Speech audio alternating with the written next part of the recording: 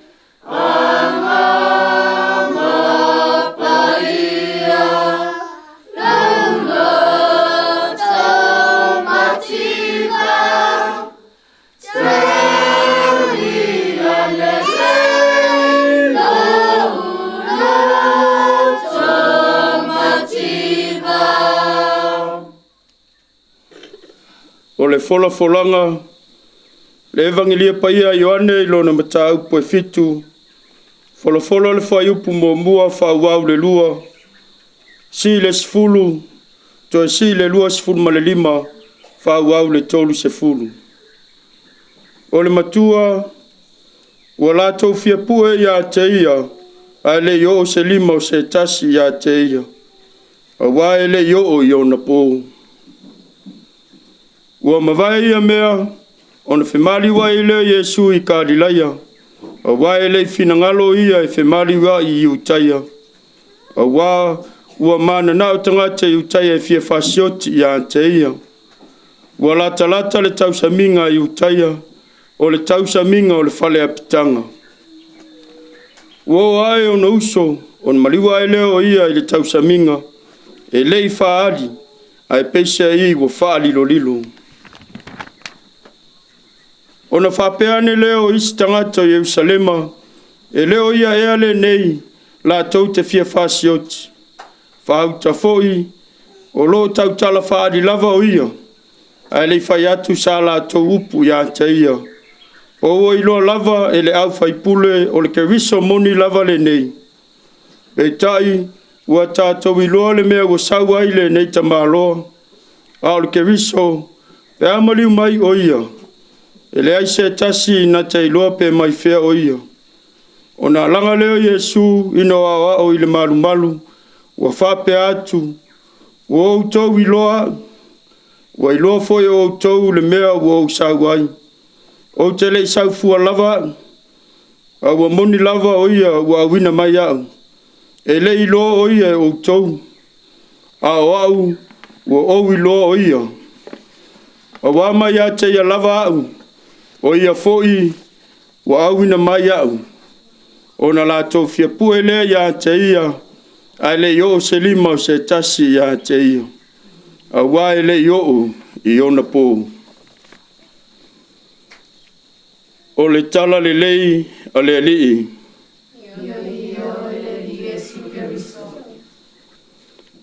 A sala mata upe le tila. Ia whangase foi mata upe le whanga. Upuia le atunu i wholaunga pe a whalepa le fua ua malu le tau lau mea. O na whapea leo tau tai. Ia sala le tila ma whangase le whanga. Ai a whana e lupe foi le tai au. O na whapea foi lea. Ia ta upe le tila ma ta upe le whanga. E le mawhai o na whangase le isi. Ai ta upe le tasi. Au a whangase e whangase uma. Au a sala e sala whatasi mawhoi le lua lea o le tila ma le whanga. O lono winga a ta upe ia ta upe whatasi uma i le teime tasi. Aise a leanga o le ngaluenga e soa o le whaiva e whetari ai. Leanga o le seunga e ta otolua. E le mawhai o na ta upe se ese. E le mawhai o na whangase pe sala ese ese. E le mawhai o na whaitau ese ese le tila ma le whanga. O le whaiva e tasi le alunga. Tasi le ali. Tasi foi le whala ese e ai. O le whaiva leo Yesu na whaatino ilo na fio mai. Sa ia whaia ngaluenga na wina mai ai o ia lona tama. O le fina ngalo le atua sa lolo iai la na whaatama soali inga. Na whaata upe le atua le tila. Ai ta upe Yesu le whanga o le ngaluenga talai. E lei whaitau ese ese pe tala ese ese. E lei tau pe ese ese pe sala ese ese. E le ai. Sa tau whaitau pe uma le tila ma le whanga. Ai a ofo i na sala. E tau whai sala uma fo i le tila ma le whanga. O le ngaluenga sa tasi le manu lauti na whaewa i le lauti wha. O le ngaluenga sa tasi le afu afu na tu i whaavawao ei le tala inga. Ia maua le langi e tangata uma. Le nganga leo le evangelia le na ngangana i le afiafi le nei. Na whailo e Yesu e tasi i la ua ma le tamaha. E tasi le feau, e tasi foi le ave feau. E lei whaitau ese ese, e le felau toai. Ai tasi le la ngā luenga, ma le tua e ana le ngā luenga. Ai whatau tau ai lava le motu o tangata. E foe tu ese ai lava le whatu o tua i le motu o tangata na iai. Na whaitau ese ese lo lātou whalongu. Na sala uto uto lo lātou vaai ma le mori mau. Ti ngāo na mata ma vaai ma mori mau ola i vavenga ma le mātau tia o Yesu. Ai tu mau lava le whauli uli tō ma ola ma salo ma fisilingi e pia le Mesia o Yesu. Pele ai. Tinga ona la tova ai fofonga o le atua i le ngaluenga Yesu. Ai te ea le ulunga i le ola ma salo ma fai mai e leo se alo le atua e leo se Mesia. Samoae ma lau whafonga i le nei afiafi. O le tōtele i tātou le mulmuli ai i le solo lea o le wha loto lua. O le tōtele o I tātou, o lo filo ai le solo lea, o le whaatalu talu o I le tala le lei. O le tōtele o I tātou, o lo tā upe Yesu, le tila o le fōlanga whaleanganga, ai o lo whangase pēa le whangā, o lo tātou wola mā sarusalo. O le tōtele o tātou, o lo tā upe Yesu, le tila fōlau o le tala le lei, ai o lo whauli uli tō pēa, masala lo tā tō la fōlau, o le ola le taritonu. O le whiau lea Samoa ma le puleanga. Ia toi mati le matasele o lo tā whaiva whaleanganga. Ia tepa I le tō, ai tanga I le ata. Au o tā upe le tila o le la, o le tala le lei. Ia tā upe foi le whangā, o lo tā waa tau tua. Ai au anei whaitau ese, le tautai mo na soa. Aua nei whaitau ese ali seu mo na soa seu. Aua nei whaitau ese le tala le lei malota ola whaaleanganga. Lea mo le mau ai le tusi le poto e tasi Yesu ma le tamā. E tasi foi le whiau ma le morimau. A wae wha mapue le li le taui o le tangata miotonu. Ia manuia Samoa ma le puleanga. Ia o tātou whaita upe whatasi le tila ma le whangā o le ngaluenga tā lai le tua. O ina e whaatiatia ai tā ue le tua I maa salafa. Matali ta oto le ngase o malolo. Ia sala ma tā upe le tila, ia whangase foi ma tā upe le whangā. Te o tātou te talo. Lo mātou ta mai o le langi, e apa ia lo suafa. O le suafa e silisili suafa o malava. E te tau mau no mea I le tangata whātua o na vivi ma whawhitai I a te oi. A wao mea silisili wa e whaia mo I mātou. Le whengai ai o lo nu I ngā luenga o tiute ma tawhai oi sa whengai mai mātou. Leo wa mātou toi poto e whawhoi le vi inga ma le whawhitai I a te oi. Whawhitai sa e a puti ma e sa pasapai alo mātou wola I o a au.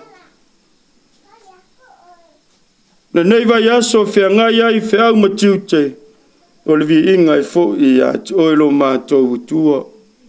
Lo wanga le lei whaso soa mai pēa I le aso ma le aso. E le ma whai tau lia lo wanga le lei a te mātou lo mātou tama. Ai pangale lo mātou tama. Oi mātou o ni tangata I ngau I lau si la whanga. Oi mātou o ni tangata e tumu I le sese ma le vai le te lo taimi. Ai mātou te wala au I lau whamanga longa lo mātou tua.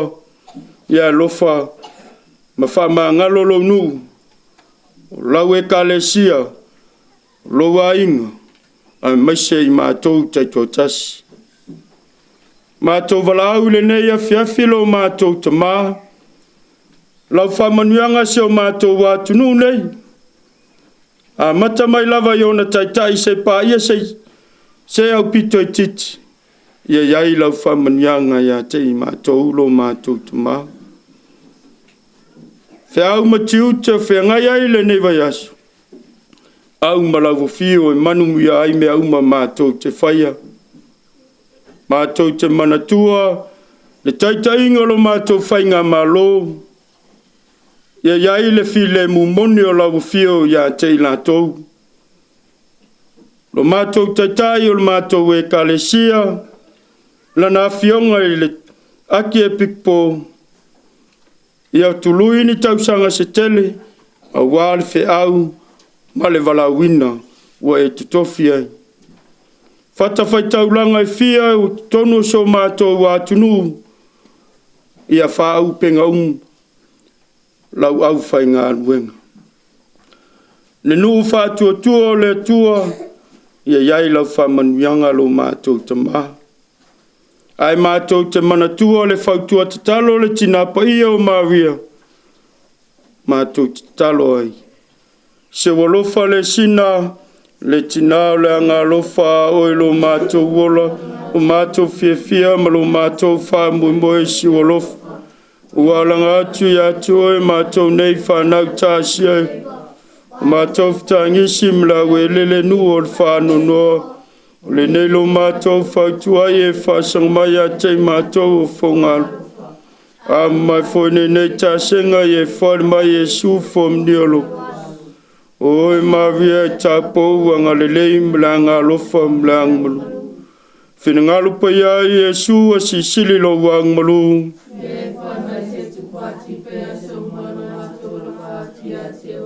Maria pa ia i ule isang sala talo lo whātua tupu.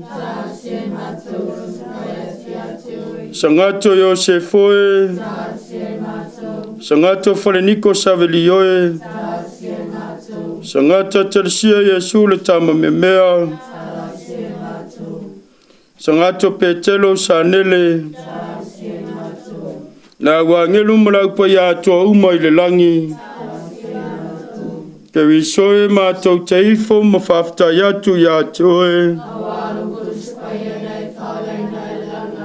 ia whaifo mai langi whamanuianga le atua mamana, e le suafa le tamā, ma le alo, ma le anganga pa ia. Amene.